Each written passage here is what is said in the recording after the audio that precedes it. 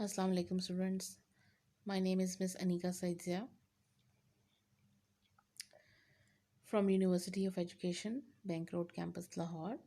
I have been associated with this profession for last 5 years, and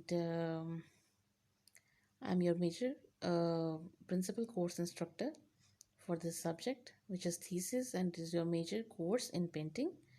And your course code is FINE 4125. So first we will see about the contents of your major thesis project, and your thesis is totally practical based. So thesis should represent a significant body of independent creative work.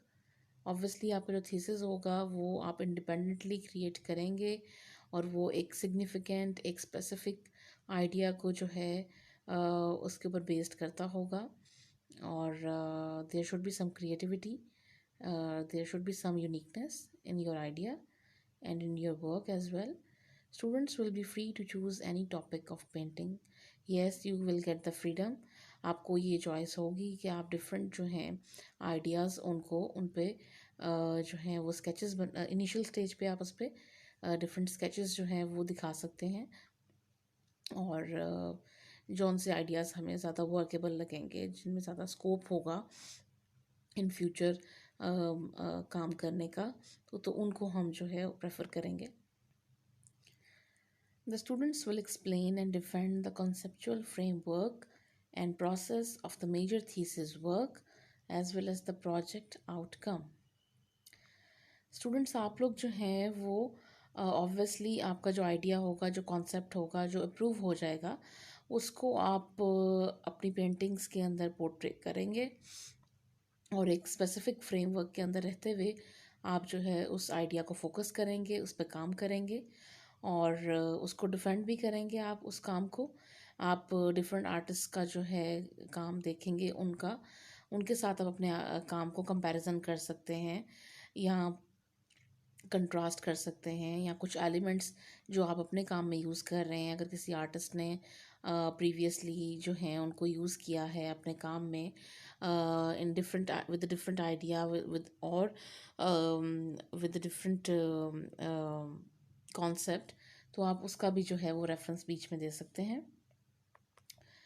To provide the student with specific working format and guidance during planning and preparation of the thesis exhibition. So आपको proper जो है आपका जो supervisor है वो एक guideline देंगे, जैसे कि आप प्लान करोगे, आपने टाइम डिवीज़न कैसे करनी है, अपने कॉन्सेप्ट को किस तरह से लेके चलना है, आपने रिसर्च को कितना टाइम देना है, आपने विज़िट्स को कितना टाइम देना है, अगर आप डिफरेंट गैलरीज़ को विज़िट कर रहे हैं, या डिफरेंट गैलरीज़ को या डिफरेंट एग्जीबिशंस को विज़िट कर रहे हैं, तो आपने किस तरह से टाइम डिवाइड करना है, टाइम डिवीज़न करनी है इन सब चीज़ों के लिए. और अगर आप पेंटिंग्स बना रहे हैं तो हर पेंटिंग को आपने कितना टाइम देना है, कितने टाइम में आपने उसको प्रिपेयर करना है, ताकि आपकी जो सारी बॉडी ऑफ वर्क है, जितनी भी पेंटिंग्स हैं, वो with in the given time जो है वो कंप्लीट हो सकें. सो आई होप कि जो जितने भी आपके क्वेश्चंस हैं रेलेवेंट टू द कंटेंट आपके जो मेजर थीसिस के हैं, वो यहाँ पे आपको समझ आ गए हैं. एक्सप्लेन आपको मैंने कर दिया. तो हम आगे देखते हैं. आज हमने जो लेक्चर कवर करना है, इट इज़ लेक्चर नंबर 10, और उसमें ये है कि आपने आर्ट वर्क प्रोड्यूस करना है, और ये भी आपके लेक्चर नंबर 9 से ही रिलेट करता है, जो कि आपका प्रीवियस लेक्चर था. और इसमें यही है कि आप जो है अपने थीसिस के आइडियाज़ आपने मेरे साथ डिस्कस कर लिए हैं, तो आप उन आइडियाज़ को जो हैं उनके ऊपर अब कोई जो है अपना फर्स्ट जो है आर्ट वर्क डेवलप करेंगे. और आपके साथ मैं काफ़ी लेक्चर्स ऑलरेडी शेयर कर चुकी हूँ about different artist work, about different conceptual paintings, about different symbolic elements, on the colors. So इन सब elements को हमने एक तरह से कवर कर लिया हुआ है. सो अब आपको गाइडलाइंस मिल चुकी हुई हैं और आपकी अंडरस्टैंडिंग डेवलप हो चुकी हुई है. So I think this is the right time कि आप उसको जो है वो अपना जो है पेंटिंग्स अपनी स्टार्ट कर सकते हैं. और उसके लिए जो आप मटेरियल यूज़ करेंगे वो भी आप अपने थीसिस के आइडिया को जो सपोर्ट करता है, जैसे आपने डिस्कस किया है मेरे साथ। तो you can use canvases, hardboards, oil paint, cement, plaster of Paris, क्योंकि आप में से कुछ स्टूडेंट्स हैं जो 3D सरफेस को एक्सप्लोर करना चाह रहे हैं, 3D क्वालिटी को एक्सप्लोर करना चाह रहे हैं। तो उसके लिए जो है वो आप डिफरेंट मीडियम्स को एक्सप्लोर कर सकते हैं, यूज़ कर सकते हैं, सीमेंट और प्लास्टर ऑफ पेरिस को भी। और अगर आपके पास जो है वो शॉर्टेज है सपोज पेंट्स की, तो आप जो है अपनी फुल फ्लैश जो ड्राइंग है उसको बनाएंगे ड्यूरिंग क्लास। आपने क्लास से पहले कोई काम नहीं करना है। जब आपकी क्लास होगी वीडियो कॉल पे, जूम पे, आप अपनी वीडियो ऑन करेंगे, ठीक है, तभी आप अपने कैनवस को जो है स्टार्ट करेंगे, उसके ऊपर ड्राइंग स्टार्ट करेंगे। उससे पहले कोई काम नहीं करना आपने। और जिनके पास मीडियम मटेरियल ऑलरेडी है, पेंट्स हैं, वो अपनी ड्राइंग को फिनिश करके और जो है नेक्स्ट क्लास जो है वीक की, उसके अंदर आप अपना जो है उस पर कलर एप्लीकेशन की तरफ आ जाएंगे, ठीक है। तो लेकिन जितना डेली आप काम करेंगे क्लास में, उसको आपने ज़रूर सबमिट करवाना है। फिर नेक्स्ट क्लास के अंदर जो है उसी काम के ऊपर आप अपना कलर एप्लीकेशन कर सकते हैं, but you have to submit that specific art work which you will do. जो आपकी प्रोग्रेस होगी उसको आपने ज़रूर सबमिट करवाना है एट दैट टाइम। और you will draw compositions of your ideas if you have shortage of material, like I said. और बिल्कुल कंप्लीट एक ड्राइंग जिस तरह फुल फ्लैज होती है आपकी, ईच एंड एवरीथिंग, उसका उसकी कॉम्पोजिशन, उसका बैलेंस, उसकी एनाटमी, अगर आप फिगर्स बना रहे हैं तो एनाटमी, प्लेसमेंट, उन सब चीज़ों का आपने ध्यान रखना है और उन चीज़ों को लेके आपने चल रहा है। तो ये आपकी असाइनमेंट है। और आपने प्रॉपर जो है एक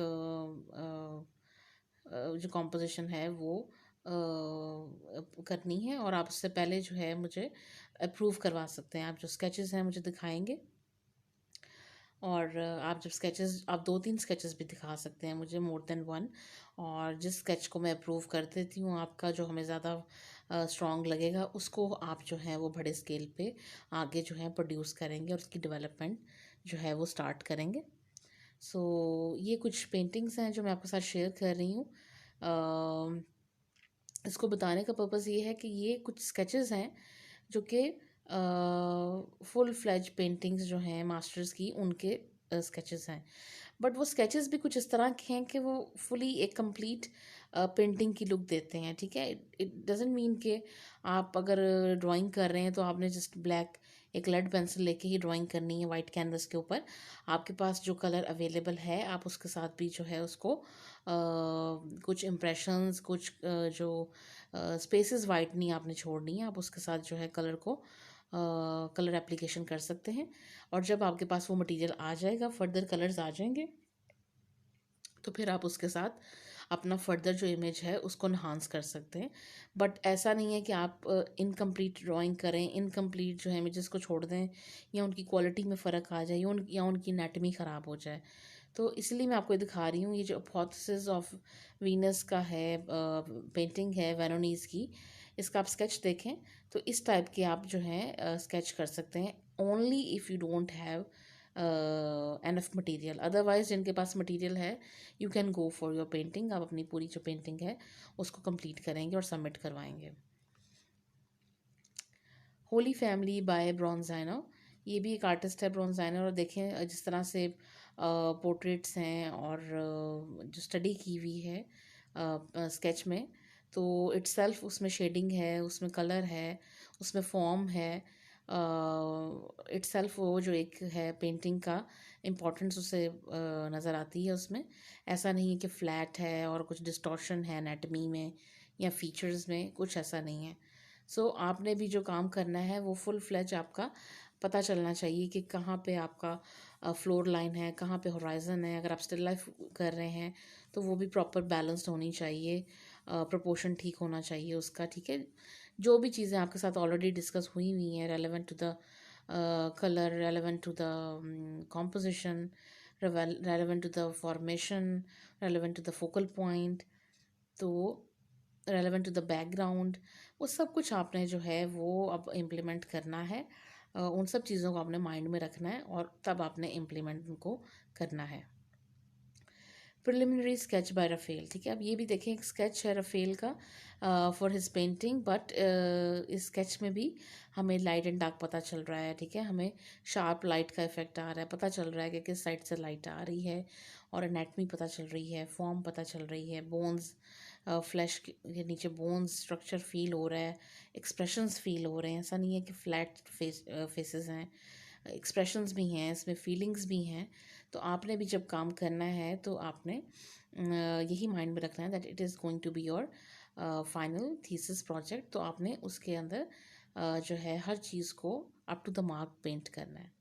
ये एक और पेंटिंग है फ्रैंकोइस क्लॉट की, और ये इसमें भी देखें जो पोर्ट्रेट है लेडी का, उसका हमें कंप्लीट एक लुक नज़र आती है। चाहे उसने सॉफ्ट सॉफ्ट टोन्स में किया है, लिमिटेड कलर्स में काम किया है, बट जो ड्राइंग है, जो फैब्रिक है, जो टेक्सचर है, जो डेकोरेशन है, प्लेसमेंट है उसकी बीड्स की फैब्रिक पे, जो बालों का ट्रीटमेंट है, जो रिजेम्बलेंस है, सब कुछ जो है वहाँ पे है। सिर्फ ये है कि उसके अंदर थोड़ा सा कलर्स का डेप्रिवेशन है हमें नज़र आती, कमी नज़र आती है।